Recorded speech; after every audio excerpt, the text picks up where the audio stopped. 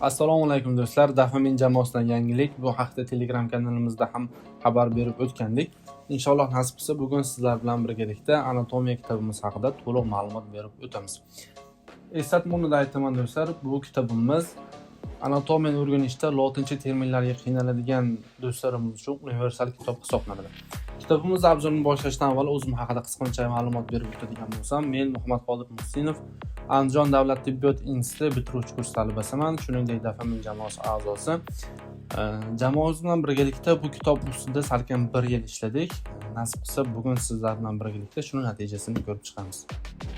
Demak, do'stlar, kitobimiz anatomiyaning splenonologiya, ya'ni ichki organlar normal anatomiyasiga bag'ishlangan bo'lib, organlarning anatomik tuzilishi bilan birgalikda uning histologik tuzilishi to'g'risida ham alohida ma'lumotlar berib o'tilgan. Kitobimizning tashqi ko'rinishi qattiq muqova bilan chiqqan, faqatgina bu partiyasi do'stlar, keyingi partiyadan boshlab kitobimiz yumshoq muqova bilan chiqadi. Maqsad kitob yanada ixcham va ko'tarib yurishga qulay bo'lishi uchun. Demak, boshladik. Bismillah. Kitobimizning kirish qismi do'stlar, rasmga e'tibor qaratishingizni so'rayman. Kitobdagi har bir rasm ingliz tilidagi eng zamonaviy rasmlardan foydalangan holatda joylashtirilgan. Misol uchun mana shu ko'rib turgan rasmingiz ingliz adabiyotidagi Atlas of Human Anatomy kitobidan olingan bo'lib, birga bir holatda joylashtirilgan va to'liq o'zbek tiliga tarjima qilingan. Demak, davom etamiz. Kitobimizning keyingi sahifasida mundareja qismi berilgan bo'lib, barchamizga ma'lumki, splenonologiya bu hazm sistemasi, nafas sistemasi, ayrish sistemasi hamda erkaklar va ayollar jinsiy sistemalaridan iborat. Biz hazm sistemasida og'iz bo'shlig'idan boshlab anusgacha bo'lgan qism oralig'idagi barcha naysmon organlar va ularning mikroskopik tuzilishi, barcha parenximatoz organlar va ularning mikroskopik tuzilishi hamda qorin parda anatomiyasi, uning xosalari va anatomik hududlari to'liq yoritib berilgan. Ikkinchi bo'limda esa nafas sistemasi joylashtirilgan, unda ko'krak qafas sohalaridan boshlab o'pkaning mikroskopik tuzilishigacha barcha ma'lumotlar tartibli ravishda joylashtirilgan do'stlar. Kitobimizning kirish qismi dastlab anatomiya tarixidan qisqacha ma'lumot berib o'tdi, ya'ni anatomiyaning kelib chiqish tarixi, uning rivojlanishi va shu davrgacha bo'lgan bosqichlari haqida. Keyin esa anatomiyaning bo'limlari hamda anatomik sathlar joylashtirilgan. Anatomik sathlar do'stlar splenonologiyani o'rganishda juda muhim mavzulardan biri hisoblanadi. Shuning uchun bunga alohida to'xtalib o'tdik, alohida video dars oldik va anatomik sathlarni tushuntirishda ham o'ziga xos uslubda, ya'ni hayotiy misollar yordamida yoritib tushuntirib berishga harakat qildik. Demak, kitobimizning birinchi bo'limi bu sistema digestorium, ya'ni hazm sistemasi bo'lib, yuqorida aytib o'tganimdek, har bir mavzuyimiz alohida video darslar bilan integrallashtirilgan va YouTube sahifamizga joylangan. Videolar ham o'ziga xos uslubda. Ya'ni siz misol uchun jigar anatomiyasini o'rganayotgan bo'lsangiz, aynan mana shu jigar organiga mos bo'lgan animatsion video, oshqozon anatomiyasini o'rganayotgan bo'lsangiz, oshqozon uchun mos bo'lgan animatsion videolar bilan videolarning o'zi ham integrallashtirilgan. Demak, davom etamiz. Ma'lumot qismiga keladigan bo'lsak do'stlar, kitobimiz ma'lum bir rus yoki ingliz adabiyotlaridagi birga bir tarjima kitob emas. Har bir qismini o'zimiz tartiblab joylashtirib chiqqanmiz. Talaba tushunadigan tarzda sodda tilda yozishga harakat qildik va kerakli qismlar alohida ranglar bilan ajratilgan. Xo'p, hazm sistemasining boshlang'ich qismi til anatomiyasi, tanglay. Vaqtimiz video vaqti cho'zilib ketmasligi uchun do'stlar, tezroq o'tkazib boryapman. So'rak bezlari, halqum anatomiyasi, qizilo'ngach. Xo'p do'stlar, yana diqqat qiling, naysmon a'zolarining mikroskopik tuzilishi yoxud histologiyadan bir shingil nomli mavzuyimiz bor. Bu mavzu to'laligicha naysmon a'zolarining histologik tuzilishiga bag'ishlangan. Uning uchun ham alohida video dars olingan va batafsil yoritib berilgan.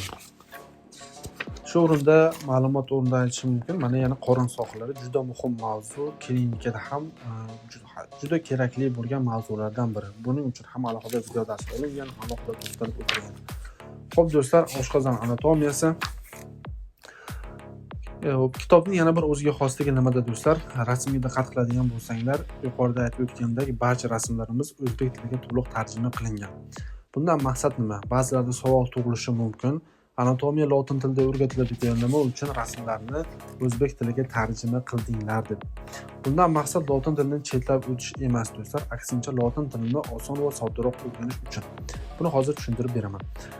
Hozirgi vaqtda ham anatomiyani o'rganish uchun dastlab ma'lum bir organ va ularning qismlarini, lotincha qismlarini, ya'ni lotincha terminlarni dastlab o'zbek tiliga tarjima qilish va uning terminlarini yodlash, keyin esa organlarning qismlarini o'rganishga to'g'ri kelar edi.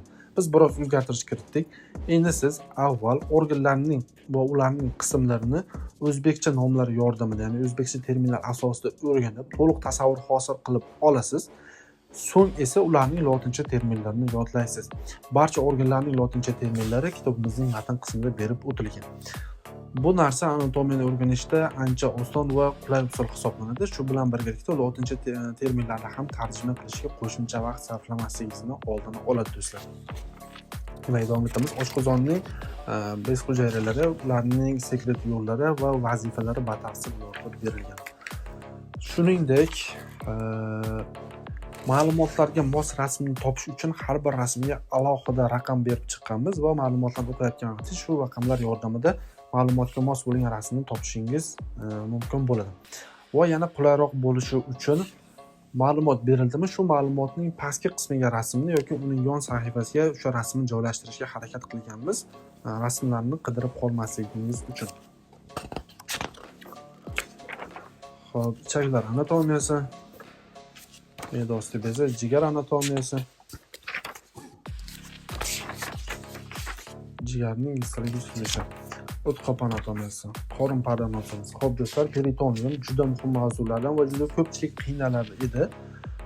Shu sababli bunga eng zamonaviy rasmlardan foydalangan holda yoritib tushuntirib berishga harakat qildik. Ma'lumotlar ham o'ta tartibli holatda joylashtirilgan do'stlar. O'zingiz ham ko'rib guvohi bo'lasiz inshaalloh.